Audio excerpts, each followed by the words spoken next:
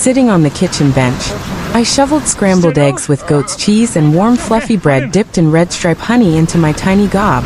The taste was divine, made all the more enjoyable because I was tired from my morning workout. That is, if you could call a 3-year-old doing push-ups and sit-ups a workout. When I get bigger, will I be as strong as Griselda? I asked the room. I knew the answer, of course. But last night, before sleep had claimed me, I had made the decision that it was time to start asking some questions and getting some answers. Not just from my mother, but from Cornelius as well. He just so happened to be conveniently in the room. Between the two of them, I hoped to get an idea of what a child could see of their status, if anything, and what my mother was willing to explain to her clever little boy.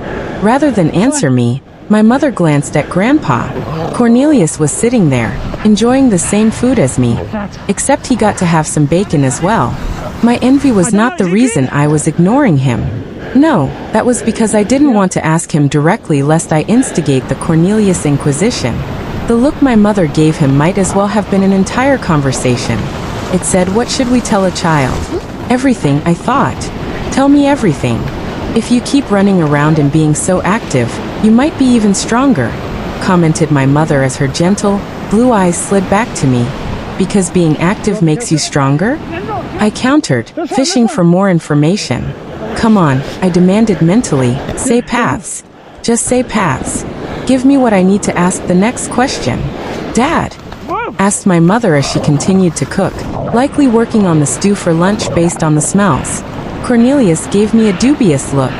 No matter how many times he did it, I was always surprised by the brightness of his blue eyes when he stared at me.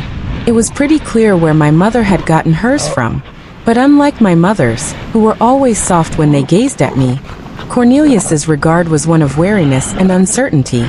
Dad, pressed mother. Fine, he grumbled. He's too young, but fine. I heard him mumble something about odd kids before he finished his last mouthful and set his knife and fork down on his plate. Bastian, there is a force that is somewhat like a god. Do you know what a god is? Big fluffy cloud man that snorts lightning and cries during storms. Lives in sky. I answered. Total bullshit as far as I was concerned. But it was something Henrietta had said, so I could blame it on her if they called me on my bald-faced lie. The notification of my path of deception going up for once felt amusing rather than like poison in my gut.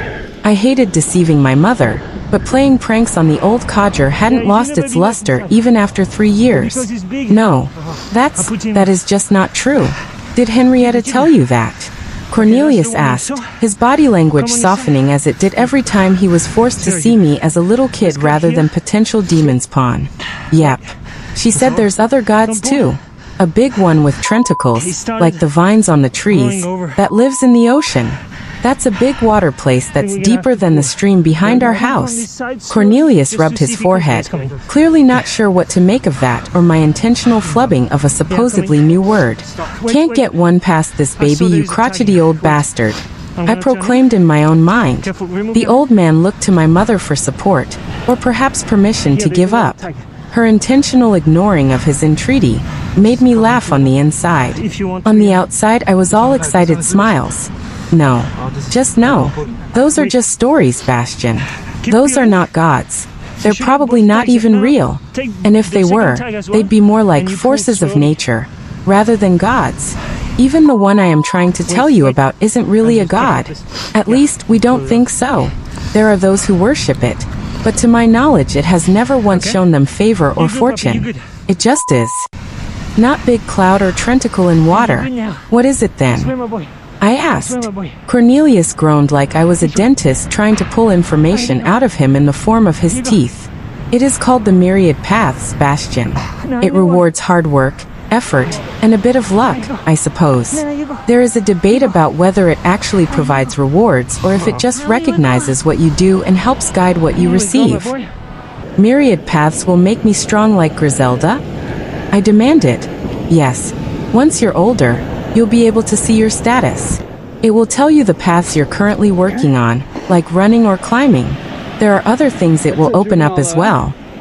I could sense him starting to close up, and I needed him to keep going. Tell me more, old man. I thought as I tried to keep him talking. What other things?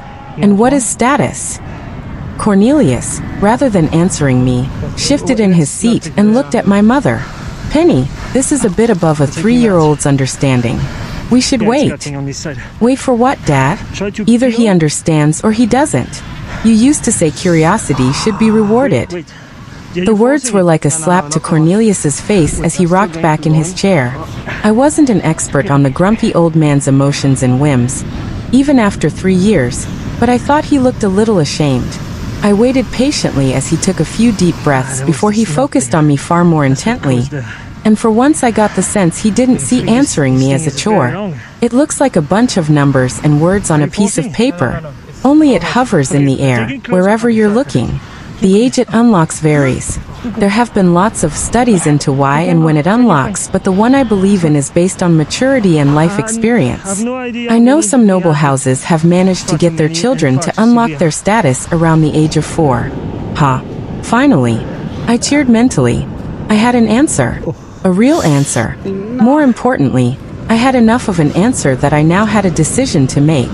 For was a year older than me, but with my life experience, could I argue that I had enough reasons to already have access? Admitting it meant getting more answers. It also meant more suspicion. A lot more. My paranoia went to war with my curiosity. My childlike curiosity won. Perhaps I had been safe for too long. Perhaps I just thought the risk was worth it. Perhaps it was neither of those things and I was just a dumb little kid. Either way, I wanted more. So, I outed myself. Oh, that's a status? So other things you said would be like advanced attributes. 2 had snapped towards me as I became the center of attention. Usually that was something I loved. Right now? Well, my mother looked surprised, but my grandfather looked shocked and suspicious. It was the latter that had me worried. You can see your status, sweetheart?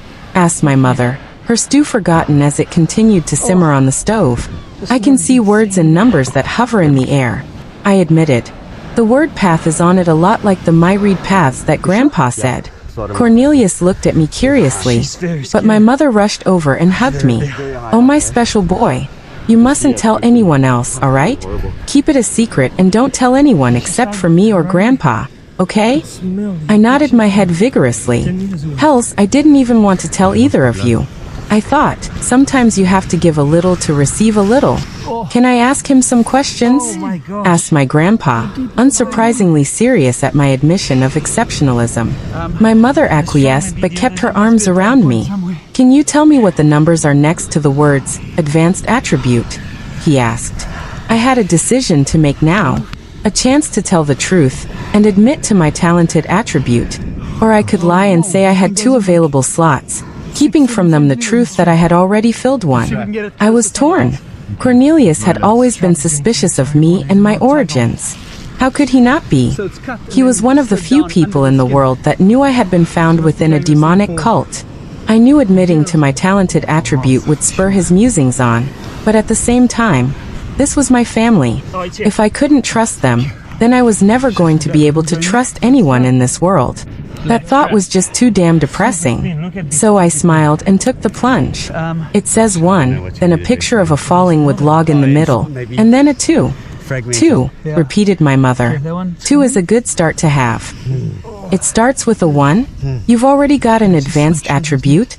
What 1? Asked my grandfather quickly, riding over my mother's musing. I felt her cheeks heat against the top of my head, and guess she must have been embarrassed for missing that little piece of information that I had doled out. It says talented. I said the word like I was sounding it out, the same as I did in the reading and writing lessons provided by my mother. I knew I had fucked up the moment my big reveal was finally completed. My mother squeezed me harder, but I could tell it was from worry rather than surprise. Cornelius looked like he had seen a ghost. In some small way, I suppose he kind of had. Surprise. Weird reincarnated baby is now explainable. He's just extra talented. I reassured myself. Cornelius stood quickly and bade us wait before rushing to his office. When he returned, he had a small sheet of brown paper on which he'd scribbled a word quickly, the ink still drying as it ran down the parchment. Can you see this word on your status, Sebastian? The word was in Hellenian, but I could read it just fine after a second. Exceptionalism. I played it off like I was taking the time to compare the scribble to my status, and not because it was taking me a second to read the word in Hellenian when my status was in English. Yep, that is on there. That's an elite path, whispered my mother, her grip tightening. What does it do? I schooled my face to passivity, trying to keep the appearance of ignorance. This time when my path of deception progressed, it did feel like poison roiling in my tummy. It is incredibly challenging to unlock, Cornelius admitted. There have been rumors of individuals born with the advanced attributes from this path, but I have never heard of a child as young as Bastian unlocking the path.